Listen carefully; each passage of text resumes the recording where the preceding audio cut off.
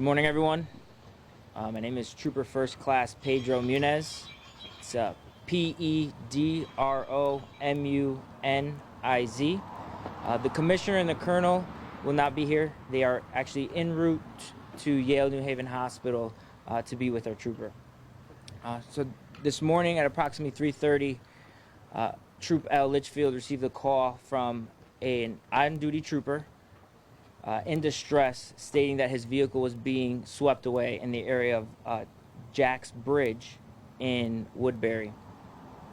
The cruiser was found later this morning, and not too long ago, the trooper was found, and immediate life-saving measures were taken, and he was transported to Yale New Haven Hospital via LifeStar.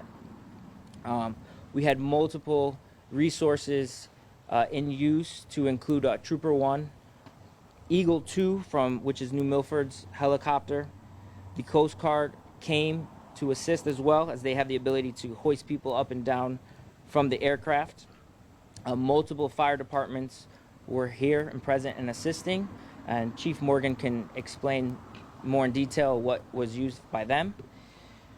Multiple dive teams units were on scene. Search and rescue canines were used, drone units, and obviously troopers on the ground were used as well. The trooper was a veteran trooper. His name's not released right. He's not going to be released right now. I know you guys want to know the name. We want to make sure the family knows. It's a tough time for the family, for us, and we just ask that everyone just keep us and the family in their thoughts and their prayers as we endure this tough time right now. And we just want to thank everyone that assisted, the fire departments, the Coast Guard, and every other police department that assisted and came to help out.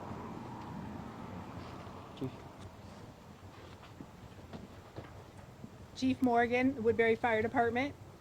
First, let us make sure that our thoughts and prayers are with the family and the State Police Department.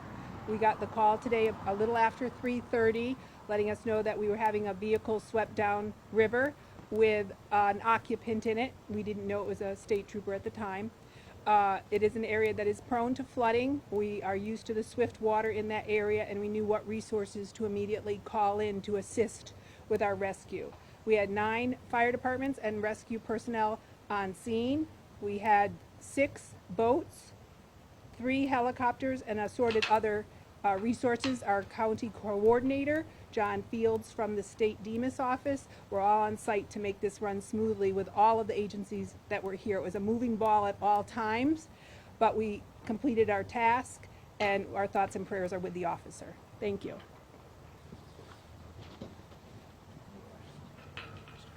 Any questions? Trooper, quick question with regard to the location where the trooper was found and how far that was from where his vehicle was recovered. Yeah, it's unknown at this time. We have our major crimes unit. They're actually going to be investigating, so we're conducting a complete investigation now into the location of the cruiser, to the location of the trooper. So, you know, as we receive more information, we will disseminate that information accordingly. And we just ask that also that you just respect the family at this time, as it is a tough time, you know, not only for them, for all of us as well.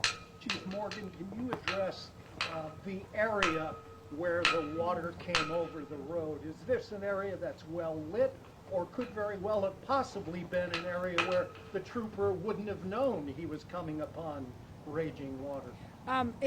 It is one of our back roads in town, so there are no street lights on that town. We are a small rural community, so not every place has street lights. He could have come across the road and not seen the water as he came over the bridge because it was still dark. It was a little after 3 o'clock in the morning, but it is known for rapid waters and flooding in that general area. Is this the Housatonic?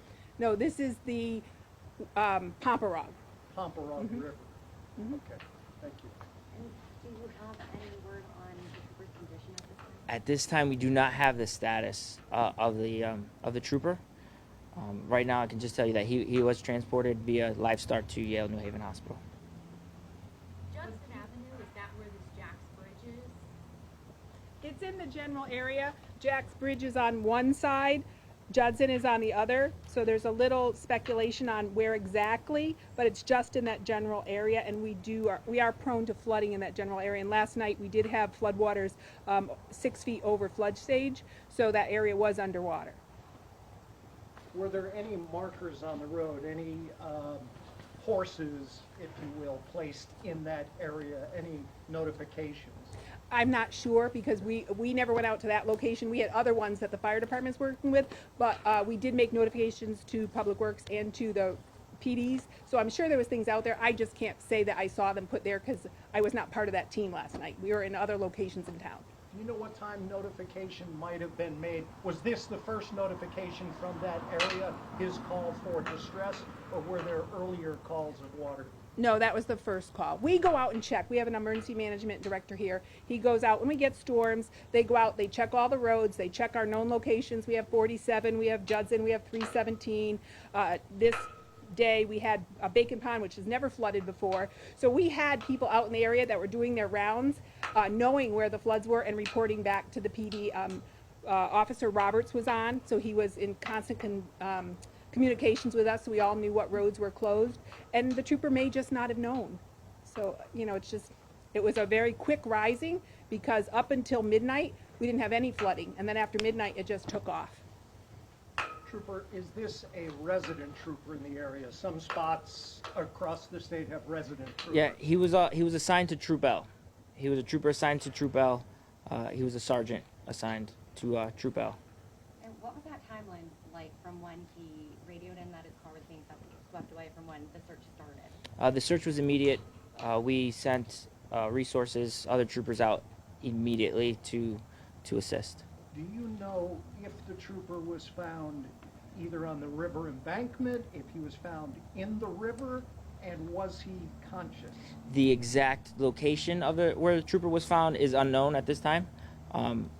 Again, once we receive that information, we'll disseminate it accordingly. And again, we don't know the status. Again, we just ask for your thoughts and prayers as he is transported to Yale. Was his cruiser completely submerged? That is unknown at this time. Is it known he driving? Was it an SUV or? That I could not tell you. I don't know the exact And vehicle. when you say he's a veteran, how many years? I do not know the exact years, but he has quite a few, over a decade. Was he just patrolling the area, driving through? Was he parked there? It is unknown at this time. And do you know if he's typically assigned to this area? Yes, so Troop L does cover Woodbury, so Woodbury is under Troop L's troop coverage. After the call was made, what were the conditions like when the search first started? And what did you guys have to deal with? There was a lot of hurdles that we had to overcome. One being there was quite a few areas where we weren't able to get boats out there. So that's where Trooper 1, the helicopters came into big use, the drone unit, and then the initial drone units came out. They assisted. So there was quite a bit of hurdles that we had to overcome as well. Thank you for your time. Thank you.